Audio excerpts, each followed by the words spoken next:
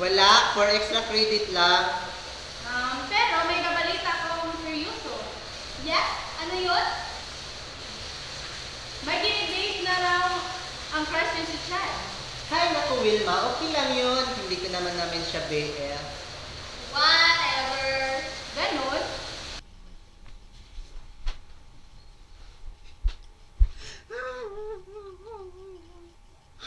Bakit?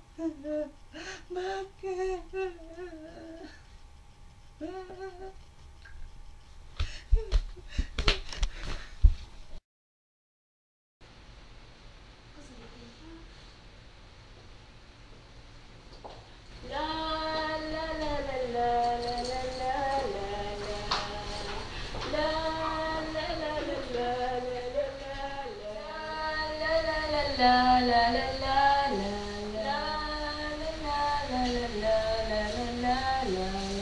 Sino ka? Bitiwan mo ako! Bitiwan mo ako! Sino ka? Sino ka?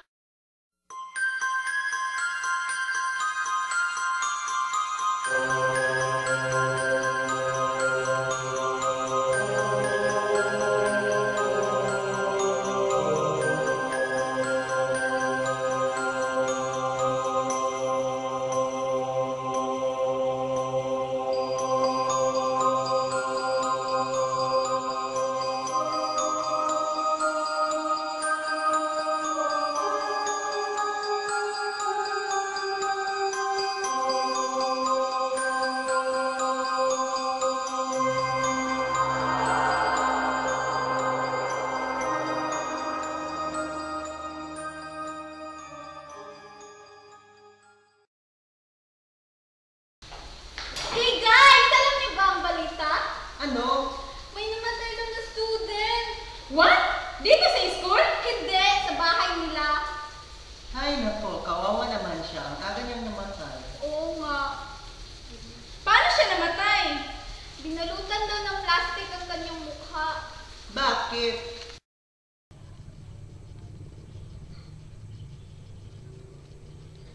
Ma'am, may nagpapabigay po nitong sulat, ma'am. Kanino daw galing? Biglang umalis, ma'am. Hindi ko alam kung kanino. Okay, sige. Ano ba to? Oh my God!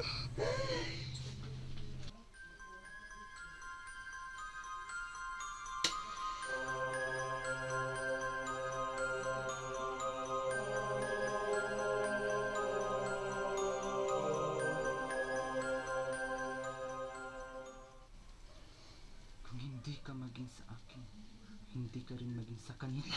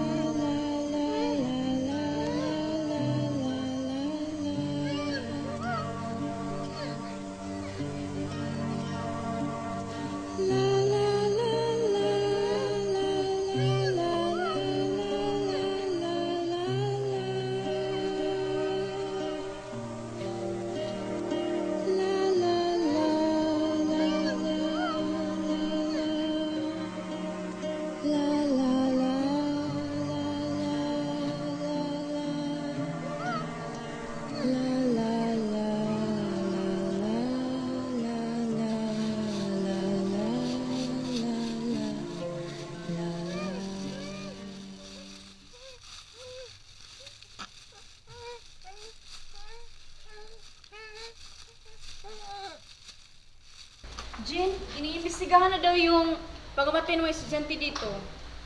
Eh, ano naman ang nangyari sa investigasyon ng NBI, Eva? Ang lahat daw ng namatay, may gusto kay Chad? So, ang ibig mong sabihin si Chad ang killer? Hindi.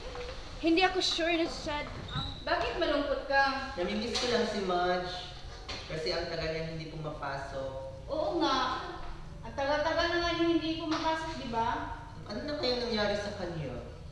Tika lang ha, magsi-CR muna ako.